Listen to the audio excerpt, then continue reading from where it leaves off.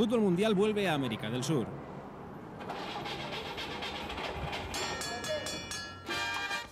Aunque a un destino poco frecuente, Ecuador.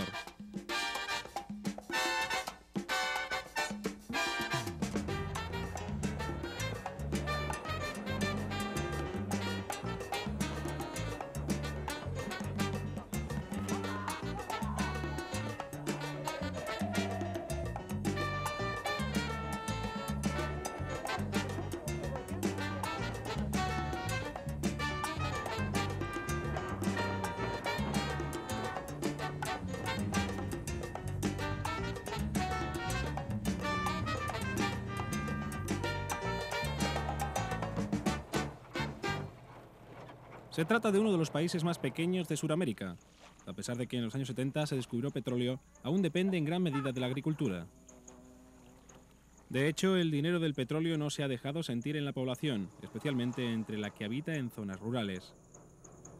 Antes, la principal fuente de ingresos estaba en la banana, una república bananera en lo literal, pero una democracia asentada en la realidad.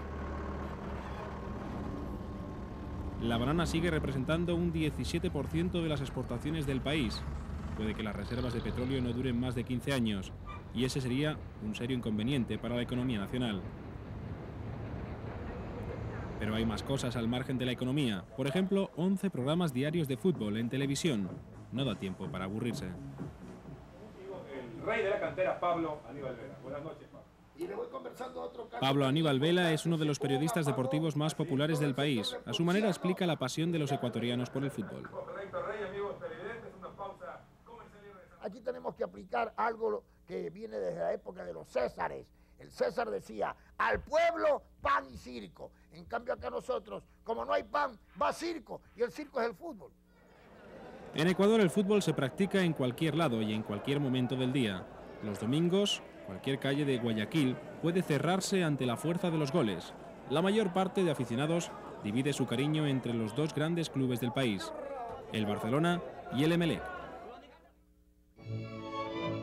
El Emelec no empezó en realidad como un club de fútbol, sino de baloncesto, natación y boxeo, el deporte favorito de su fundador, el estadounidense George Capwell.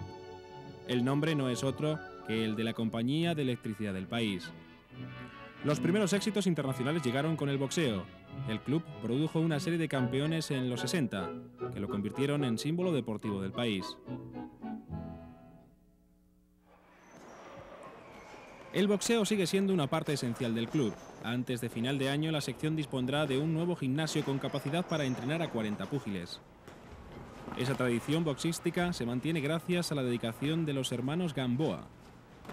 El menor de los 4 hermanos boxeadores se llama Raúl Gamboa, acabó siendo seleccionador del país y aún recuerda lo que le llevó a él y a sus 3 hermanos al Emelec hace ya 35 años. Éramos los patitos feos de la escuela y del barrio, todos nos pegaban y nos llevaron al gimnasio con la única finalidad de aprender a defendernos.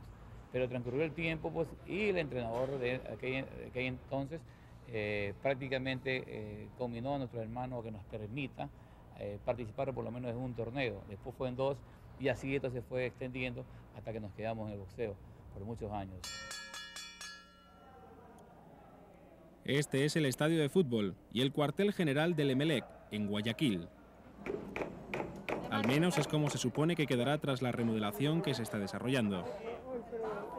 El estadio Capwell, que lleva el nombre de un norteamericano al que no le gustaba el fútbol, fue construido originalmente para la Copa Libertadores de 1947. Cuando termine la remodelación tendrá capacidad para 45.000 espectadores.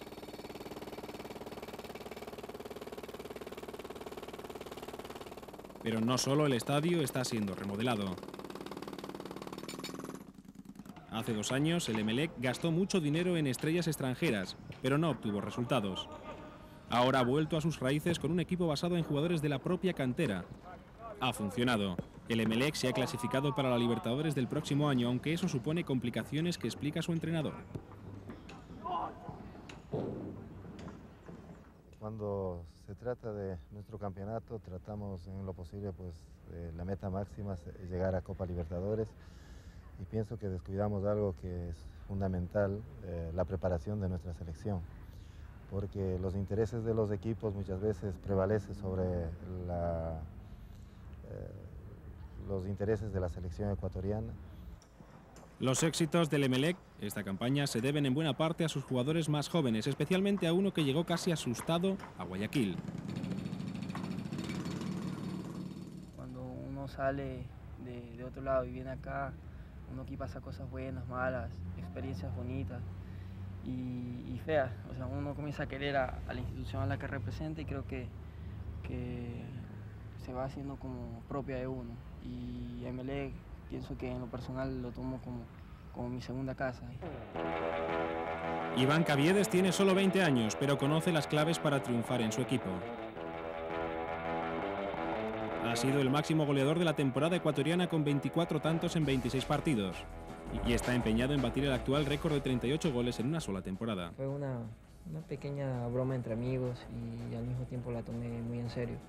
Que cuando juegue en el primer equipo de Emelec voy a tratar de pasar ese récord, porque lleva casi 19 años sin que nadie pueda pasarlo.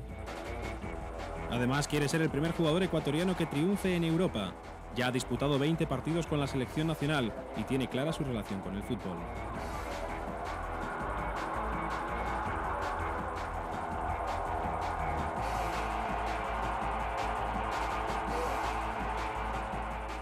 El sentimiento que yo tengo en el fútbol es muy grande, porque no vino solo con la ilusión de ver jugar y practicarlo. Eso nació dentro de mí. Siempre digo que Dios me dio algo, el cual yo lo tengo que poner en práctica. El fútbol para mí, siempre digo que lo describo solo en 6 letras, es mi vida y así la llevo. Huérfano desde los 6 años, creció en la granja de sus abuelos. Y vivir en un apartamento en Guayaquil no es ni su estilo ni su ambición. Siempre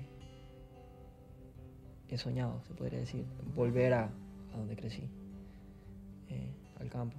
Me encanta y tal vez algún día cuando me retire del fútbol, creo que iría de nuevo hacia allá, tener una vida tranquila como la que estoy acostumbrado y volver a donde nací, ¿no?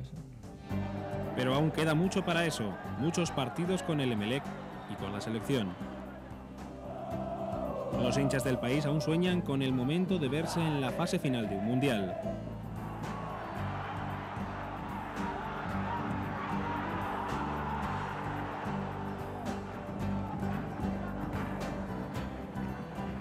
Y Caviedes es el jugador en el que más confían para llegar hasta allí.